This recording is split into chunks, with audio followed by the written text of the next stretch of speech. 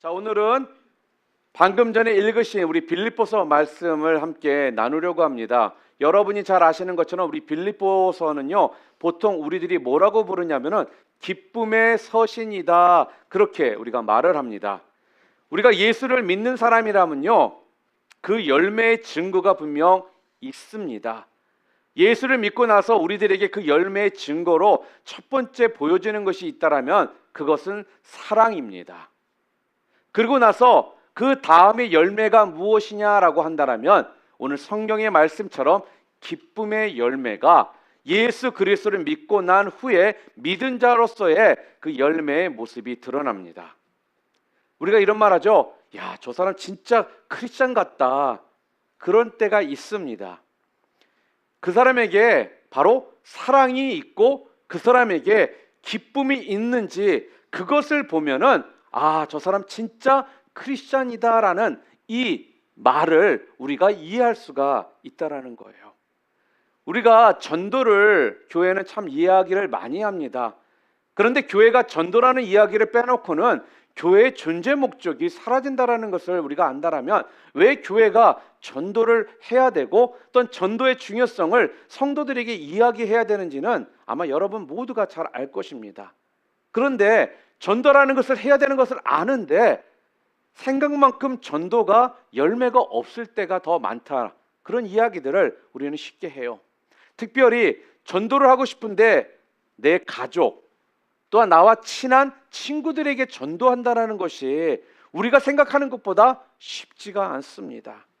왜냐하면 전도를 하려면 내 모습이 그들에게 보여지는 것들이 있지 않습니까? 야, 예수 믿는 게 참 좋은 거구나라고 내 모습을 통해 사람들이, 내 가족들이, 내 친구들이 그렇게 생각을 해야 되는데 또 그런 것들이 좀 보여줘야 되는데 그렇지 못하기 때문에 전도가 쉽게 되지를 않는 거예요. 예수를 믿기 전이나 예수를 믿고 난 후나 여전히 신경질 낼 건 다 냅니다. 어느 때는 그런 말도 하죠. 제 예수 믿던 신경질이 더 늘었어. 그리고 열받을 일이 있으면 더 열 잘 받고요. 근심 걱정거리가 있으면 더 근심 걱정을 더 많이 하는 것처럼 비춰질 때가 있다라는 거죠. 그리고 얼굴은 기왕이면 좀 웃으면서 서로 마주보고 웃으면서 맞이해주면 좋은데요. 인상파가 따로 없을 정도로 항상 얼굴은 인상이 어둡습니다. 별로 달라진 모습들이 잘 안 느껴진다라는 거예요. 그렇기 때문에요. 마음은 굴뚝 같은데 전도가 잘 안 되는 겁니다. 전도의 문들이 잘 열리지를 않습니다. 왜 그럴까요? 우리의 모습을 통해 사람들이 별로 매력을 느끼지를 못하기 때문에 그래요. 여러분, 사람과 사람의 관계 가운데 보면요, 왠지 모르게 끌리는 사람들이 있습니다. 왠지 저 사람 하면 매력이 있는 그런 것들이 끌리는 사람들이 있어요. 그런데 우리 믿는 사람들이 그 매력이라는 것이 우리를 통해 흘러나와야 되는데 그렇지 못하기 때문에 전도가 자꾸 어렵다 이 이야기만 우리도 모르게 하게 되더라는 거죠. 자, 그런 면에서 오늘 여러분과 제가 이 땅에서 예수 그리스도를 믿는 사람으로서 우리가 기쁨의 사람으로서 얼마나 기쁨을 우리의 삶을 통해 지금 흘려보내고 있는지에 대한 이 부분을 한번 좀 점검해 볼 필요가 있을 것 같습니다. 오늘 말씀이 빌립보서는요, 기쁨이 가득한 편지입니다.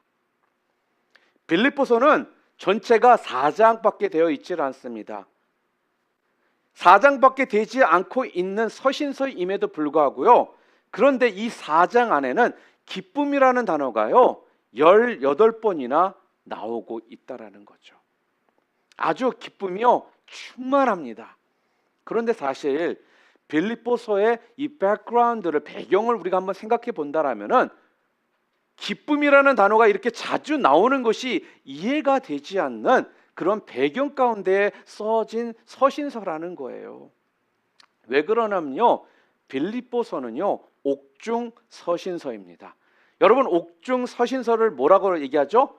바로 감옥에서 쓴 편지를 옥중 서신서다, 그렇게 이야기를 하는 거예요. 지금 사도 바울은요 로마 감옥에 갇혀 있는 상태에서요. 지금 이 편지를 썼습니다. 사실 상황을 본다면은요. 전혀 기뻐할 것이 없는 그런 상황입니다. 언제 참혹하게 죽을지 모르는, 어떻게 보면 죽음을 기다리고 있는 그런 상황 가운데, 불안정한 상황 가운데에서 썼다라는 것이죠.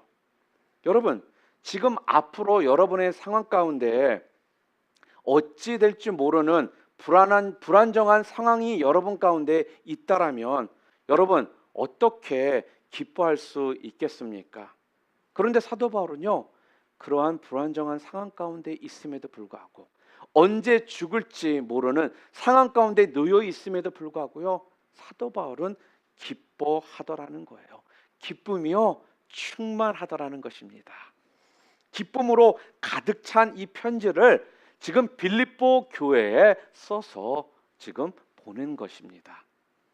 자, 여러분 그럼 이런 생각이 들지 않습니까? 아니 도대체 사도 바울은 우리랑 뭐가 저렇게 달라서, 분명 감옥에 갇혀 있는 상황이고 언제 죽을지 모르는 참혹한 불안정한 상황 가운데 놓여 있음에도 불구하고 어떻게 저렇게 기뻐할 수가 있을까? 어떻게 기쁨이 충만할 수 있을까? 이러한 질문, 이러한 생각이 우리 가운데 들지 않겠어요?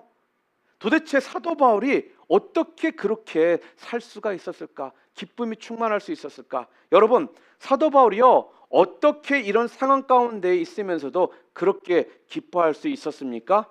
거기에는 단 한 가지 이유가 있었습니다. 다른 것들이 아니었습니다. 사도 바울이 그런 상황 가운데서도 기뻐할 수 있었던 이유는요, 바로 예수님 때문이었다라는 거예요. 예수님이 항상 나와 함께 하심을요, 사도 바울은 믿었다라는 겁니다. 그렇기 때문에 사도 바울은 감옥에서도요, 죽음을 앞둔 상황 가운데 있음에도 불구하고요, 기뻐할 수 있었던 것입니다. 그래서 오늘 본문 1절 말씀 우리 함께 읽을까요? 그리스도 예수의 종 바울과 디모데는 그리스도 예수 안에서 빌립보에 사는 모든 성도와 또한 감독들과 집사들에게 편지하노니, 이렇게 이야기를 합니다. 여러분 오늘 본문 1절에 이 부분을 좀 주목해 주시길 바랍니다. 그리스도 예수의 종 바울과 디모데는 그 다음 뭐라고 써 있어요? 그리스도 예수 안에서.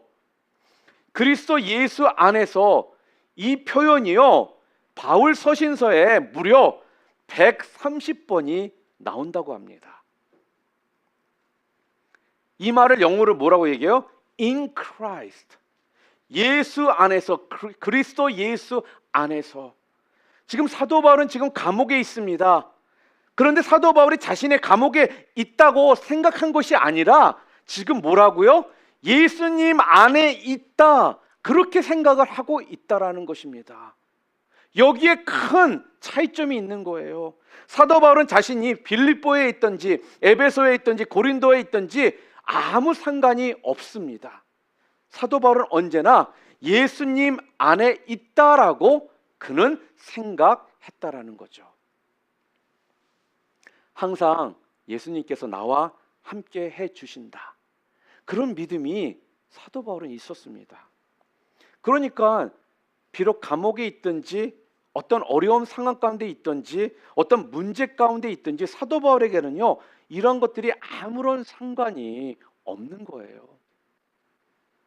예수님 안에 있기만 한다면 더 이상 부러울 것도 없는 것이고, 또한 불평할 것도 없고 두려울 것도 없었던 그 사람이 바로 오늘 본문에 나와 있는 사도 바울이라는 거죠.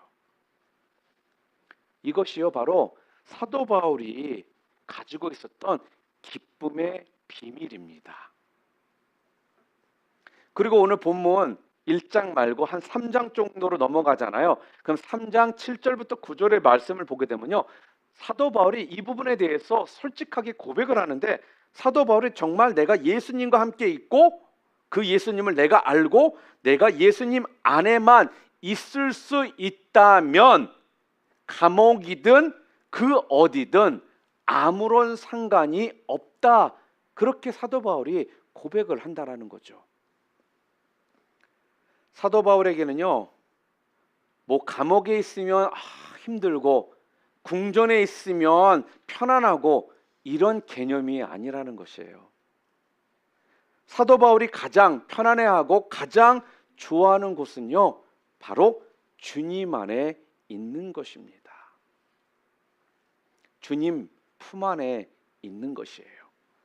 그러니까 주님 안에만 있을 수 있다라면 자기 자신은 감옥에 있더라도 자기는 편안하다.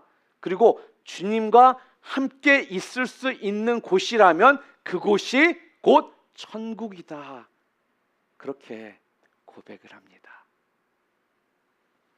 또한 예수님 안에 있으면서 어떤 것도 두려워하지 않게 됩니다. 예수님이 내 안에 계시기 때문에요, 그 예수님은 결국 모든 것을 합력하여 선을 이루시는 그런 분이심을 믿기 때문에 그렇다라는 거예요. 우리 빌립보서 1장 6절 말씀, 오늘 본문 말씀 6절 말씀 우리 함께 읽겠습니다. 너희 안에서 착한 일을 시작하신 이가 그리스도 예수의 날까지 이루실 줄을 우리가 확신하노라. 지금 사도 바울이 지금 빌립보 교회 성도들에게 지금 무엇이라고 말씀을 하고 있느냐? 여러분, 여러분에게 어려운 일이 닥쳤다고 해서 실망하지 마십시오. 여러분, 복음을 전하다가 어떠한 난관 앞에 여러분이 부딪혔다라고 그것 때문에 여러분 절대로 좌절하지 마시기를 바랍니다. 여러분, 열심히 여러분들이 사역을 했는데 별로 열매가 없는 것 때문에 여러분 절대로 낙심하지 마십시오. 이 모든 일을 예수님께서 시작하셨습니다. 그렇기 때문에 시작하신 예수님께서 반드시 이 일을 이루실 것입니다 라고 지금 빌립보 교회 성도들에게 그렇게 이야기를 하고 있는 거예요. 여러분의 지금 상황 때문에 낙심되십니까? 여러분 나름대로 열심히 사역을 했는데 열매가 없어서 힘드십니까? 또 여러분 나름대로 계획을 가지고 뭘 해봤는데 또 주님을 위해 산다고 했는데 일들이 자꾸 풀리질 않습니까? 오늘 성경은 우리들에게 시작한 이 시가 끝을 맺어 주신다라고 지금 말씀합니다. 여러분은 반드시 주님께서 시작하신 일은 주님께서 반드시 끝을 맺으신다라는 이 약속의 말씀을 여러분 붙드시기를 바랍니다. 그렇기 때문에 주님의 일꾼 된 여러분과 제가 항상 확인해야 될 것이 무엇이냐면요, 이게 얼마나 지금 잘 되고 있는가? 아니면 어떻게 이 어려움에 내가 지금 부딪혔을까? 이걸 어떻게 내가 극복해 나가 볼까? 이런 것들이 아니라 여러분과 제가 항상 확인해야 될 것이 무엇이냐? 내가 지금 예수님과 늘 함께하고 있는가? 내가 예수님 안에 지금 거하고 있는가? 이것을 늘 확인하셔야 한다는 거예요. 내가 돈을 얼마나 벌고 있는지, 내가 하고 있는 일이 얼마나 성공하고 있는지, 지금 어떤 어려움에 내가 부딪혀 있는지, 이 질문이 먼저가 아니라 내가 예수님과 늘 함께하고 있는가, 내가 예수님 안에 지금 거하고 있는 삶을 살고 있는가, 이것을 늘 먼저 확인하셔야 된다는 말씀입니다. 왜요? 왜 그렇습니까? 오늘 우리의 삶의 문제는요, 바로 예수님과의 관계에 있거든요. 우리의 신앙의 가장 중요한 핵심 포인트는 예수님과의 관계입니다.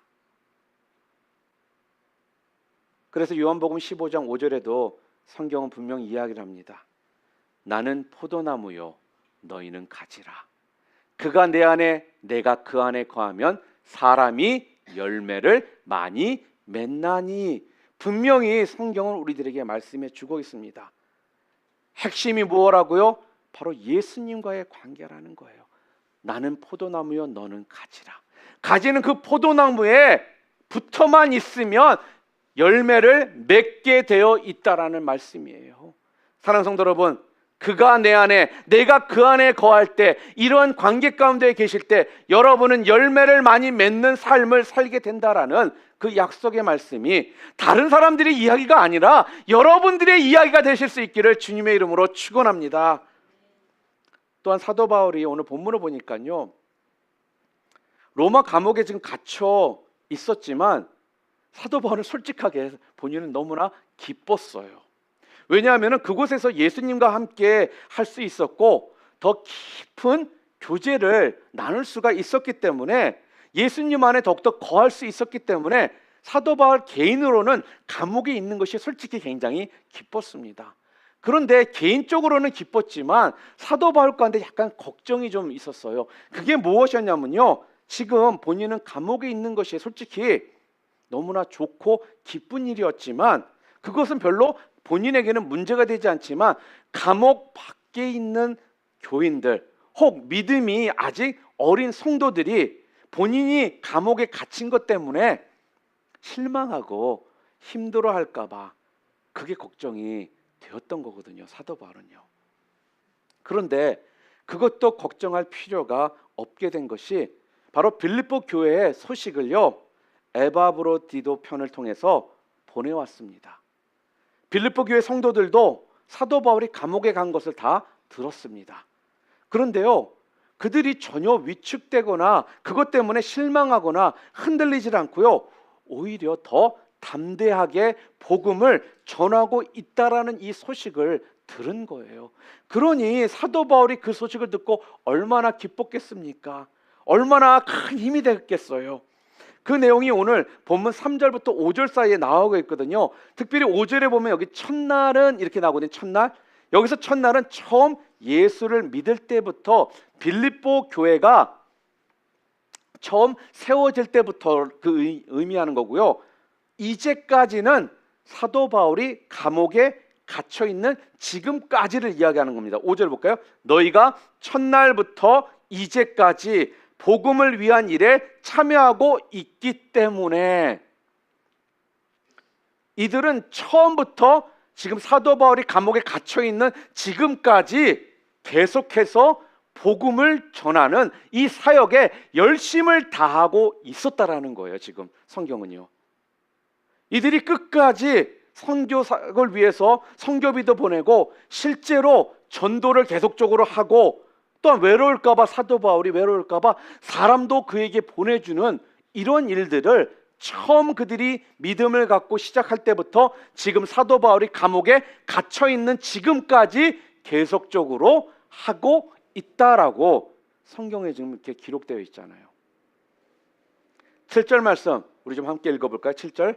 내가 너희 무리를 위하여 이와 같이 생각하는 것이 마땅하니 이는 너희가 내 마음에 있음이며 나의 매임과 복음을 변명함과 확정함에 너희가 다 나와 함께 은혜에 참여한 자가 됨이라.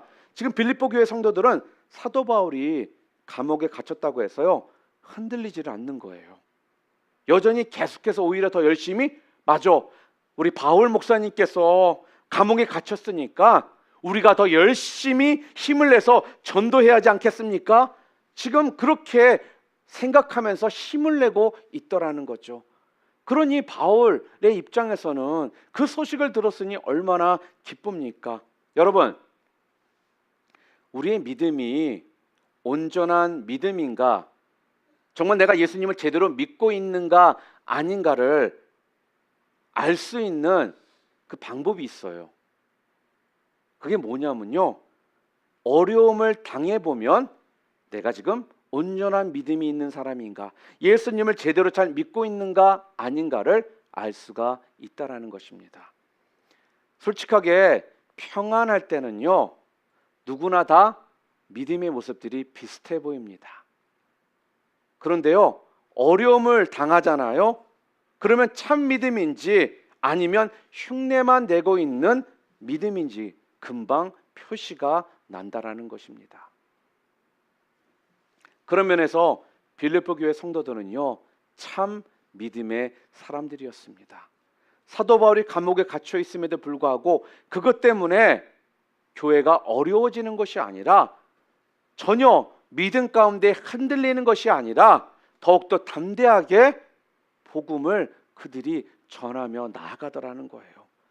이런 모습을 보면서 사도 바울이 얼마나 기뻤겠습니까? 아마 이런 걸 거예요.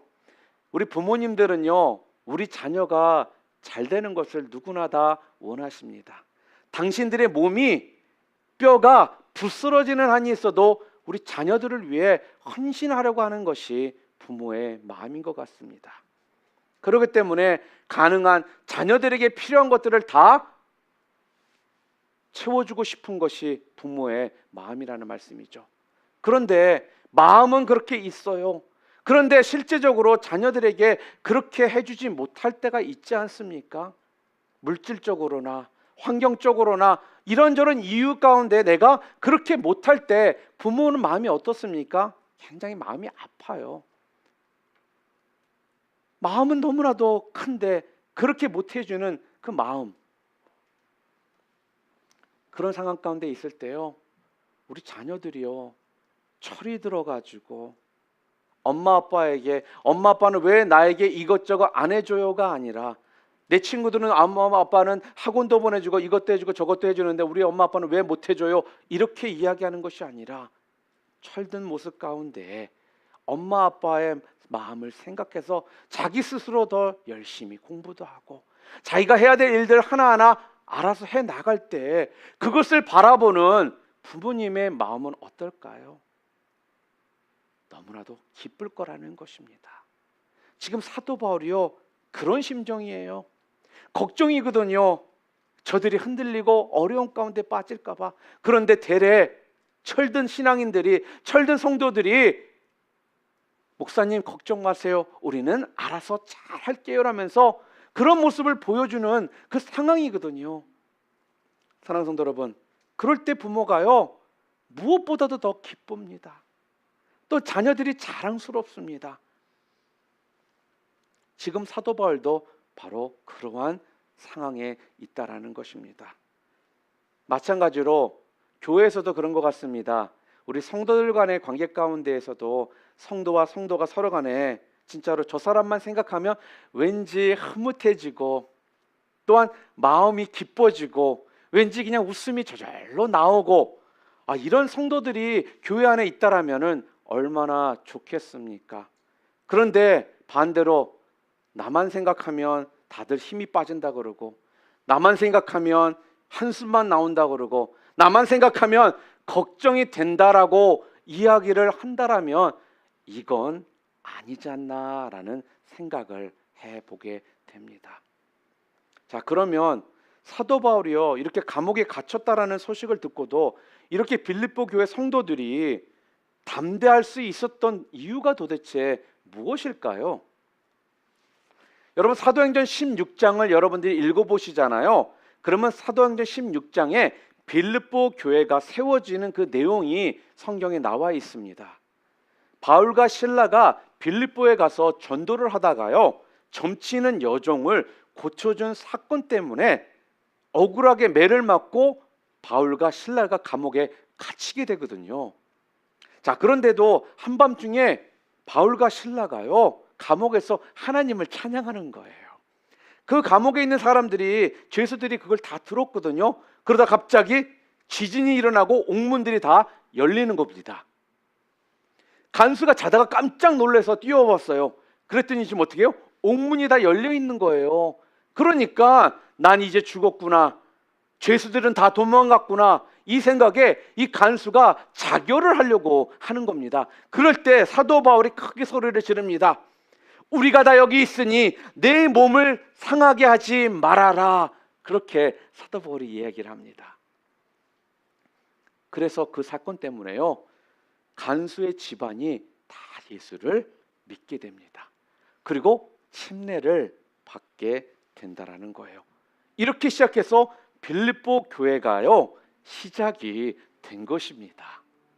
그러니까 사도 바울이 감옥에 갇힌 것 때문에 빌립보 교회가 개척이 된 거예요. 그리고 바울이 감옥에 갇혔기 때문에 이러한 기적이 일어나게 된 것입니다. 자, 그렇다면 빌립보 교회 성도들은 이 사건을 알고 있나요? 모르고 있나요? 다 알고 있잖아요. 왜냐? 자기 교회의 이야기니까 자기 교회 이야기를 모르고 있지는 않잖아요. 자, 이런 감옥 스토리를 잘 알고 있는 성도들이 사도 바울이 지금 로마 감옥에 갇혔다는 소식을 또 들은 겁니다. 아마 여러분들 같으면 어땠을 것 같습니까? 그 소식을 듣고 제가 만약에 중국을 갔는데 중국의 감옥에 갇혔다 그러면은 예 목사님 이러실 거예요? 최소한 인간이라면 잠깐이라도 좀 걱정을 해주실 거 아닙니까? 인간적으로는 아마 이들도 또 분명 걱정을 했습니다. 그런데 기도하는 가운데 어떤 마음이 이들 가운데 들었겠습니까? 야, 우리에게도 있었던 것처럼 로마에서도 분명 놀라운 기적이 일어날 수 있겠구나. 이런 생각이 그들 가운데 드니까요. 위축되는 것이 아니라 흔들리는 것이 아니라 더 담대해지고 더 하나님께 기대며 나아가는 믿음이 생기더라는 거예요. 사랑하는 성도 여러분, 빌립보 교회 성도들은 빌립보 감옥에서도 함께 하셨던 역사하셨던 그 예수님이 로마 감옥에서도 분명히 바울과 함께 하실 것을 역사하실 것을 믿었습니다. 사랑하는 성도 여러분, 우리가 정말 예수님을 바라보고 살면요, 그래서 우리 가운데 이러한 담대한 믿음이 생기는 것입니다. 우리의 삶 속에 여러 가지 진짜 기가 막힌 문제들, 그런 일들이 우리 가운데 분명 일어납니다. 그러한 기가 막힌 일들을 분명 여러분과 저는 만나게 되어 있다라는 거예요. 그럴 때 정말 우리가 예수님을 바라보잖아요. 그러면 내 안에 우리 예수님께서 어떻게 하신다고요? 내 삶의 모든 일들을 합력하여 선을 이루어 주실 것이다라는 이 믿음이 우리 가운데 생긴다라는 거죠. 여러분, 이게 믿어지는 것이 바로 기적이라는 것입니다.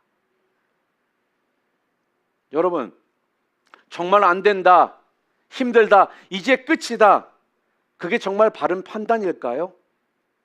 주님을 바라보시고 판단하실 수 있는 여러분들 되시기를 바랍니다. 주님을 바라보면요, 우리 주님께서 여러분과 저에게 믿음을 주신다라는 거예요. 그렇게 되면 여러분과 저는 쉽게 포기하지 않게 되는 것입니다. 그리고 다시금 일어설 수 있는 기대함을 주시고 여러분과 저의 심령 가운데 담대함을 허락해 주십니다. 그래서 히브리서 12장 2절 말씀 우리 함께 읽겠습니다. 믿음의 주요 또 온전하게 하시는 예수를 바라보자. 아멘. 뭐라고요? 누구를 바라보라고요? 예수를 그래서 바라봐야 한다라는 것입니다. 여러분은 지금 요즘 어디를 바라보고 계십니까? 여러분의 주변을 바라보고 계십니까? 아니면 여러분의 회사를 바라보고 계십니까? 아니면 여러분의 상사를 바라보고 계십니까? 아니면 여러분의 주변 상황들만을 지금 바라보고 계십니까? 성경은 우리들에게 믿음의 주요 온전하게 하시는 예수를 바라보라라고 말씀을 하십니다.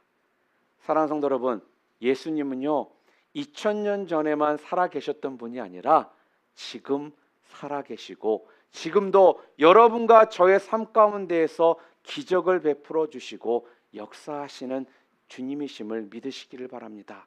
언제요? 여러분과 제가 우리 예수님을 바라볼 때, 우리가 예수님을 바라볼 때 우리 주님은 지금도 우리와 함께 하시며 또한 여러분과 제 삶 가운데 극복하지 못할 일들을 없도록 하는 그 믿음을 허락해 주시는 주님이심을 분명 믿으시기를 바랍니다.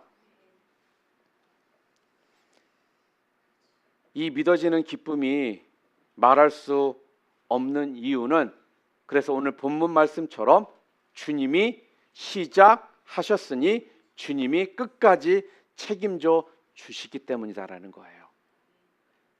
여러분, 이것이 말로만 믿어지는 것이 아니라 여러분의 생각과 삶으로 믿어질 때는 여러분의 삶은 진짜 끝난 것입니다. 우리 주님께서 시작하셨기 때문에 우리 주님께서 끝까지 책임을 지어 주실 것이다. 이것이 진정 믿어지심을 통해 여러분의 삶 가운데 풍성한 열매들이 맺혀지는 귀한 삶을 살아가실 수 있기를 주님의 이름으로 축원합니다. 그럴 때 여러분 가운데 있었던 염려와 불안함이 사라지고요. 그때부터 여러분의 마음 가운데 여유가 생기고 기쁨이 생기게 시작할 것입니다. 이런 은혜 여러분 가운데 있으시기를 다시 한번 바랍니다.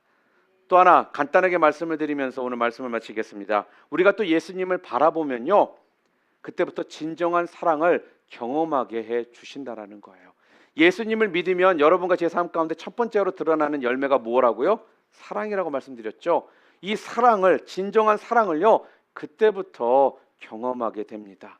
이 진정한 사랑을 경험하는 것이 또 얼마나 놀라운 기쁨인지를 모른다라는 것입니다. 오늘 본문을 보잖아요. 오늘 본문을 읽어보면요, 구구절절 사도 바울이 지금 빌립보 교회 성도들을 얼마나 사랑하고 있는지 그 표현하는 모습들이 그대로 적혀 있어요. 꼭 연애 편지 같거든요. 여러분 다들 연애 편지 써 보셨죠? 연애 편지 쓸 때 그 구구절절한 그냥 간지러운 이 대사들을 우리가 써가면서 표현을 하잖아요. 지금 사도 바울이 지금 꼭 그렇게 연애 편지를 빌립보 교인들에게 지금 쓰고 있는 겁니다. 제가 시간상 다를 읽지 못하고 그 한 구절만 우리 함께 읽겠습니다. 1절, 8절 말씀. 자, 오늘 연애 편지를 안 써봤다. 그러면 오늘 제가 여러분들 연애 편지 쓰는 가르쳐 드리는 거예요. 자, 8절 말씀 함께 읽겠습니다. 내가 예수 그리스도의 심장으로 너희 무리를 얼마나 사모하는지 하나님이 내 증인이시니라. 사도 바울이요, 빌립보 성도들을 사랑하되 어떻게요? 어떻게 사랑한다고요? 예수 그리스도의 심장으로 사랑한다. 지금 그렇게 이야기하고 있는 겁니다. 사랑의 표현 중에 우리들이 표현할 수 있는 가장 뜨겁고 열정적이고 빼도 박도 할 수 없는 사랑의 표현이 오늘 본문에 나와 있어요. 예수 그리스도의 심장으로 사랑한다. 자매님들에게 물어보겠습니다. 이런 사랑의 표현을 들어보셨죠? 안 들어보셨어요? 자, 그럼 오늘 특별히 집에 가서 이 사랑의 표현을 남편에게, 아내에게, 남자친구에게, 여자친구에게, 부모님에게 꼭 하실 수 있는 여러분 되시기를 바랍니다. 여러분, 이게요, 문학적인 표현이 아니에요. 그리고 또한 낭만적인 표현이 아닙니다. 이거는요, 사실적인 부분이에요. 무슨 말이냐면요, 지금 사도 바울이 빌립보 성도들을 사랑하되 지금 무슨 이야기를 하고 있느냐? 자기 자신의 사랑으로 빌립보 교회 성도들을 사랑한 게 아니라 예수님의 그 사랑으로 사랑한다라는 그 말을 하고 있는 겁니다. 그러니까 좀 더 쉽게 말하면요, 예수님이 빌립보 성도들을 얼마나 사랑하시는지 그 예수님의 사랑의 마음을 지금 자기 마음에 부어주셔서, 그래서 그 예수님의 그 사랑을 너희에게 지금 사랑으로 표현한다. 지금 그렇게 이야기하는 거예요. 여러분, 이것만큼 확실한 사랑의 표현이 도대체 어디 있겠습니까? 아직 결혼하지 않는 자매들은요, 형제가 이런 말을 안 해주면 땡치세요. 이 정도는 사랑하면서 결혼해야죠. 그렇죠? 그리고 벌써 결혼하신 분들 회개하시고 사랑해 주시기를 바랍니다. 예수님이 사랑하신 그 사랑을 여러분들이 사랑으로 아내에게, 남편에게 주시라는 겁니다. 그게 바로 예수님의 심장으로 사랑한다라는 그 의미예요. 오늘 우리가 예수님의 심장을 가지고요, 그래서 사랑하면요, 사랑하지 못할 사람이 이 세상에 없다라는 겁니다. 그렇게 미운 남편이요, 또 용서가 안 되는 남편이요, 용서가 안 되는 아내가요, 용서가 안 되는 어떤 사람들이 있다라면요, 내 안에 예수님의 그 사랑이, 심장이 내 마음 가운데 들어오면요, 그때부터는 그렇게 밉고 싫었던 사람들이요, 불쌍하게 보이고요, 또한 그 사람에 대한 사랑의 마음들이 다시금 솟아나게 된다라는 거예요. 왜요? 오히려 그 사람이 불쌍하게 보이거든요. 불쌍하게 보이거든요. 아휴, 불쌍해라, 나 같은 사람 만나서 고생하느라고. 아휴, 불쌍해라, 나 같은 아내 데리고 사느냐고.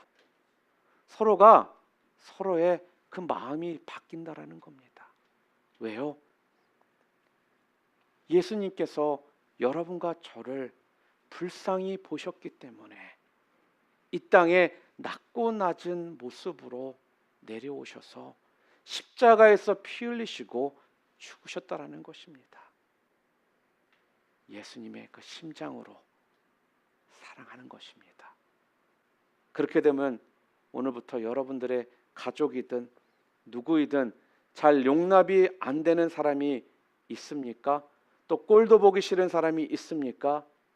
그렇다면 오늘부터 여러분 이렇게 좀 기도하실 수 있기를 바랍니다. 예수님의 심장으로 사랑하게 해 주세요. 이렇게 기도할 수 있기를 바랍니다. 혹여나 또 그렇게 될까봐 걱정돼서 안 하는 사람들이 있을까봐 우리 좀 함께 해보겠습니다. 따라하겠습니다. 정말 예수님의 심장으로 제가 그 사람을 사랑하게 해 주세요. 바라보게 해 주세요.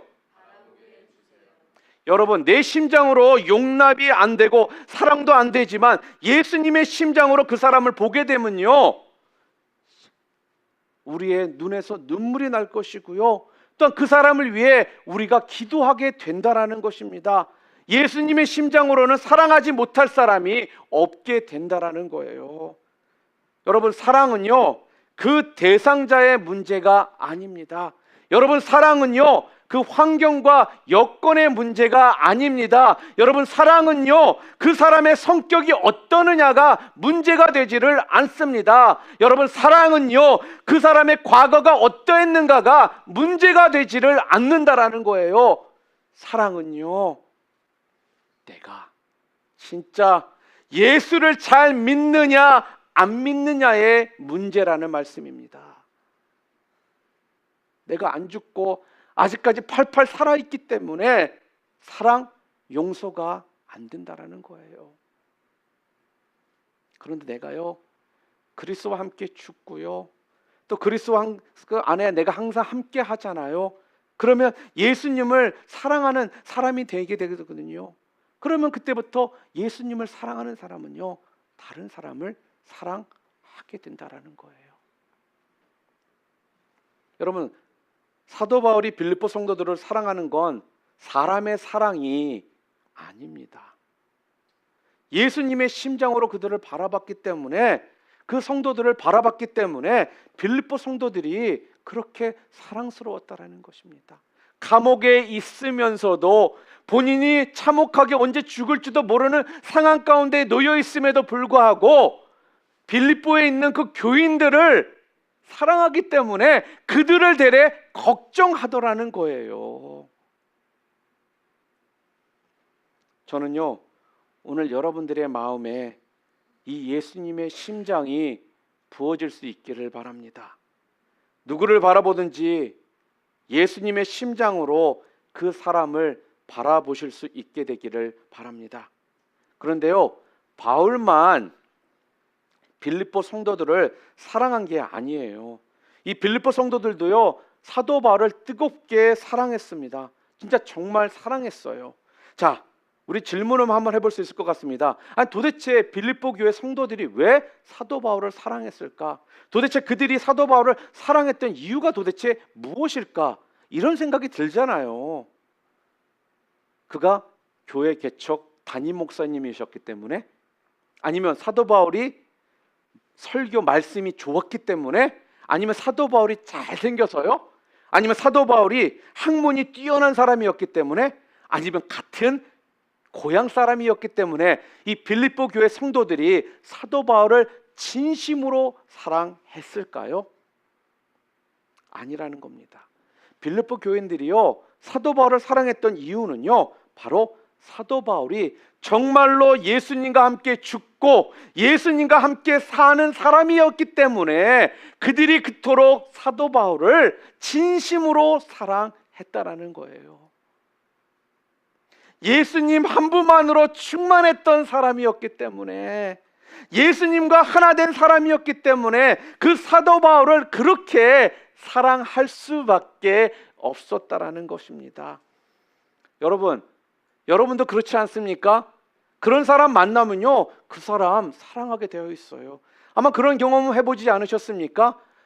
만난 지 얼마 되지도 않았는데 처음 만났음에도 불구하고요, 그 사람을 좋아하게 돼요. 그 사람이 왠지 좋아집니다. 여러분, 뭐 때문에 그럴까? 그 사람이 돈이 많아서? 그 사람이 잘생겨서요?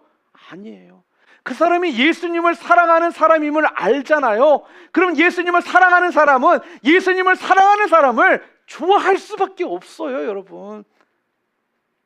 저 사람하고 있는 자체만으로도 좋거든요. 그 예수님의 사랑이 관계 가운데 흘러가기 때문에. 그런데 반대로 싫은 사람이 있잖아요. 저 사람하고 빨리 대화 끊고 난 집에 가고 싶다. 왜 그럴까요? 그 안에 예수님의 사랑이 없기 때문에요. 사랑이 없기 때문에. 여러분, 성경에 보면 다윗과 요나단에 대한 이야기를 우리가 잘 알고 또 이야기를 합니다.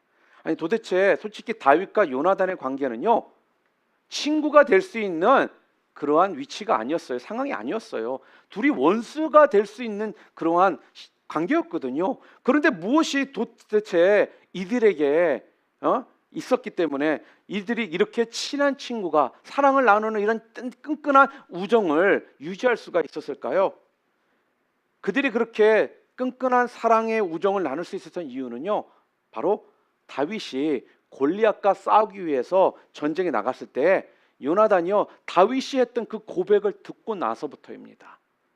다윗이 골리앗과 싸우러 나가면서 뭐라고 골리앗에게 외쳤습니까? 너는 칼과 단창으로 나오지만 나는 여호와 하나님의 이름으로 나아간다. 여호와의 구원하심은 칼과 창이 있는 것이 아니라 전쟁은 여호와께 속한 것이다 라는 이 고백의 이야기를 듣고 요나단이 세상적인 말로 한 번에 뿅 간 거예요. 그때 그 믿음의 고백을 듣고는 요나단의 마음이 바뀐 겁니다. 하나님을 정말 사랑하는 사람은요, 하나님을 정말 사랑하고 믿는 사람을 보면요, 사랑할 수밖에 없다라는 거예요. 저는요, 오늘 우리 교회 성도님들이 이랬으면 좋겠습니다. 서로 좀 더 가까워지기 위해서 밥도 같이 먹고, 또한 운동도 같이 하고, 또한 레크레이션 같은 것도 함께 하면서 친해질 수 있습니다. 맞아요. 그렇게 하면서도 가까워질 수가 있어요. 그런데요, 그런 것들이 우리가 서로 친해지는 데 도움을 주지만 그것이 정답이 아니라는 거예요. 제가 청년 사역을 오래 하다 보면은 청년들이 자주 하는 말 중에 하나가, 우리 청년 그룹에는 사랑이 없는 것 같아요, 목사님. 이런 말도 잘해요. 그러면서 그 핑계를 대고 뭐를 하자고 그러냐면 뭔가 친교를 해야 된대. 게임을 한다든지 뭐 이렇게 좀 오락 같은 시간을 가지면서 더 알아가는 시간을 가져야 된대요. 뭐 그럴 수 있잖아요. 그래서 어떻게 해요? 그런 게임을 하면서 사치기 빠뽀뽀 뭐 이런 것도 하고 뭐 별거 다 하잖아요. 뭐 손잡고서 전기 게임도 해보고 뭐 이것저것 막 해요. 그러면서 막 하다가 보면은 가까워지나요? 뭐 조금 알아가는 것 같긴 해요. 그러면 그 다음에 또 하는 말이, 그러면 더 가까워지려면 또 계속적으로 오락 게임 같은 걸 해야 될까요? 여러분, 오늘 우리 성도 간의 사랑은요, 밥 먹는 거 필요는 해요. 친해질 수는 있습니다. 같이 게임하며 오락하며 이런 것들 통해서 가까워질 수도 있어요. 같이 운동하면서 친해질 수도 있습니다. 그러나 그것보다도 가장 중요한 정답은 무엇이냐? 예수님을 뜨겁게 사랑하는 바로 믿음이라는 거예요. 여러분이 예수님을 뜨겁게 사랑하잖아요. 내가 예수님을 뜨겁게 사랑하잖아요. 그러면 우리의 관계 가운데 사랑하는 사람은 사랑하는 사람을 만나면 즐거워지고 행복해지고 그 안에 기쁨이 넘쳐날 수밖에 없다라는 것입니다.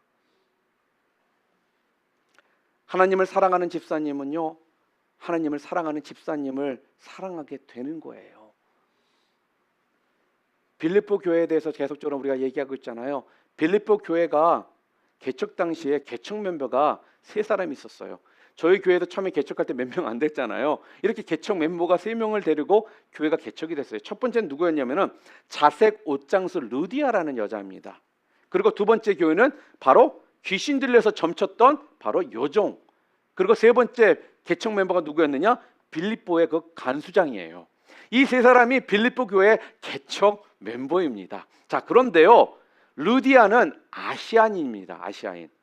그리고 귀신 들려서 점쳤던 여종은요, 헬라인이네요. 헬라인. 그리고 이 간수장은요, 로마인입니다. 그리고 루디아는요, 부유한 상인이었어요. 그리고 여종은 종이니까 노예였고요. 간수는요, 로마의 관리였습니다. 자, 한번 보세요. 이들은 결코 하나가 될 수 있는 신분이 아니라는 거예요. 서로 상종하기 힘든 그러한 사람들이었다라는 것입니다. 그런데 그런 그들이 한 교인이 되었습니다. 어떻게요? 그들은 다 누구보다도 예수님을 사랑하고 예수님과 함께 죽고 예수님으로 사는 자들이었기 때문이라는 것입니다.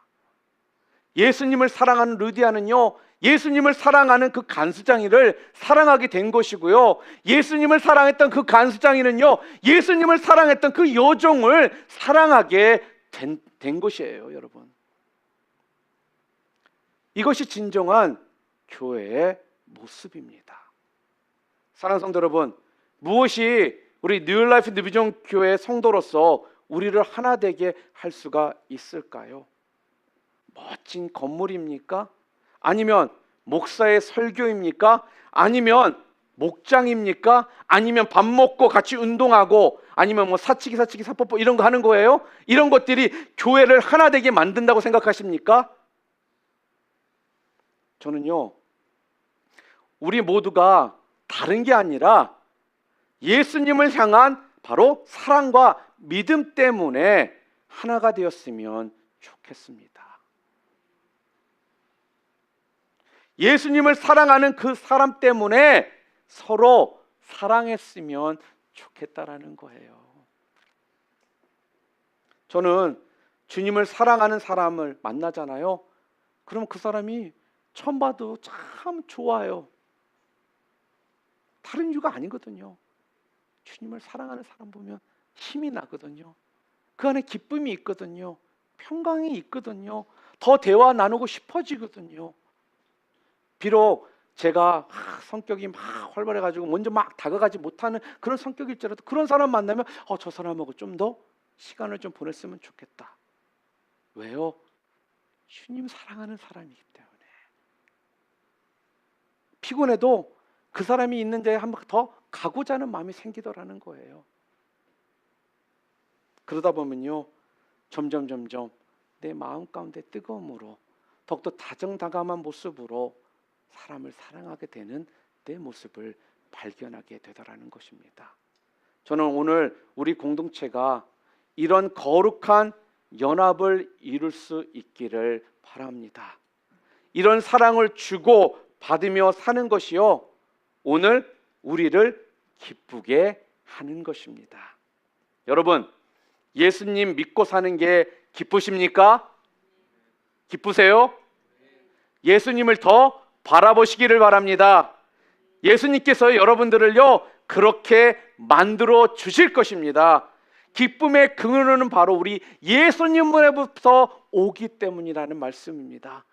그래서 예수님만 더욱더 바라보세요. 그 예수님을 통해 오는 그 기쁨을 충만히 누리시고 그 열매가 풍성히 맺어지는 삶을 통해서 주변에 있는 사람들을 더욱더 사랑하시며 그들을 품고 함께 나아가실 수 있는 우리 뉴라이프 뉴비전교회 성도님들 다 되시기를 주님의 이름으로 축복합니다.